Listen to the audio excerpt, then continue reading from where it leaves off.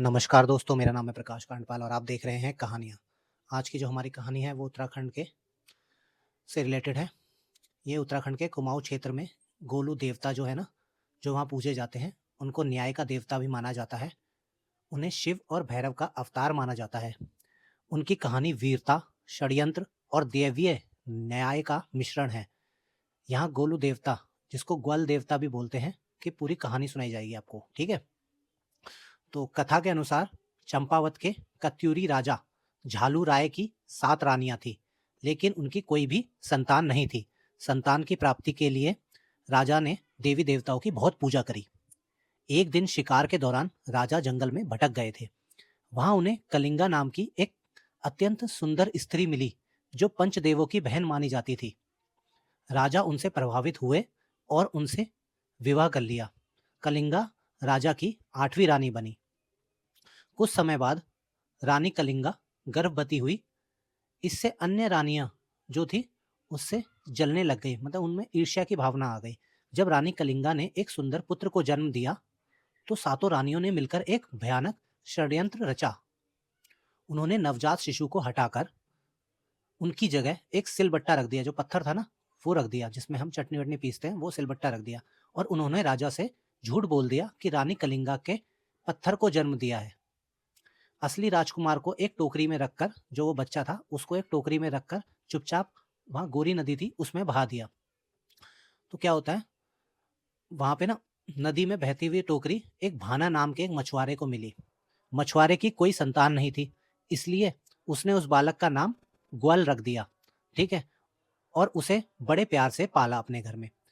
जो ग्वल था वो बचपन से ही बहुत बुद्धिमान और तेजस्वी था, ठीक है। जब ग्वल थोड़े बड़े हुए तो उन्हें अपने साथ हुए अन्याय का पता चल गया। एक दिन वह लकड़ी के घोड़े को लेकर नदी किनारे गए, जहां वो राजा की जो 7 रानियां थी पानी भर रही थी। ग्वल ने अपनी लकड़ी के घोड़े को नदी में पानी पिलाने का नाटक किया। रानियां यह देखकर बहुत हंसने लगी और बोली, मूर्ख बालक, क्या कभी लकड़ी का घोड़ा पानी पीता है? बालक जो ग्वल था उसने तुरंत उत्तर दिया, अगर एक रानी पत्थर को जन्म दे सकती है तो लकड़ी का घोड़ा पानी नहीं पी सकता क्या? यह बात राजा झालू राय तक पहुंच गई। राजा को संदेह हुआ। उन्होंने बालक को दरबार में बुलाया। वहां ग्वल ने अपनी बुद्धिमानी से 7 रानियों के षड्यंत्र का पर्दाफाश कर दिया। राजा को अपनी गलती का एहसास हुआ। उन्होंने 7 रानियों को दंडित किया और ग्वल को अपना उत्तराधिकारी घोषित किया। राजा बनने के बाद जो ग्वल देवता थे उन्होंने जनता की बहुत सेवा की और हमेशा निष्पक्ष न्याय किया। उनकी ख्याति चारों ओर फैल गई पहाड़ों में।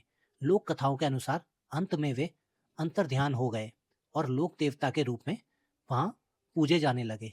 गोलू देवता के प्रमुख मंदिर कुमाऊं में उनके कई स्थान हैं, जिनमें से 3 सबसे प्रमुख माने जाते हैं। सबसे पहला चितई गोलू देवता अल्मोड़ा में स्थित है। यहाँ भक्त अपनी मनोकामनाएं और शिकायतें पत्रों के माध्यम से लिखकर चढ़ाते हैं। मान्यता है कि जो ये पत्र में लिखते हैं गोलू देवता उनका न्याय करते हैं। दूसरा जो मंदिर है वो घोड़ाखाल नैनीताल में है। यहाँ गोलू देवता को न्याय का सेनापति माना जाता है।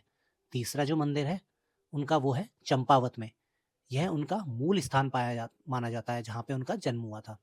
मान्यता ये है कि जब किसी को कहीं से न्याय नहीं मिलता तो वह गोलू देवता की शरण में जाता है। मन्नत पूरी होने पर भक्त यहाँ घंटी चढ़ाते हैं।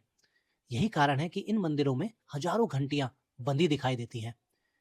क्या आप गोलू देवता के मंदिर जाने की योजना बना रहे हैं या उनके बारे में कुछ और जानना चाहते हैं? तो देखते रहिए हमारा चैनल कहानियां 2456। अब मिलते हैं आपसे अगली कहानी में। धन्यवाद।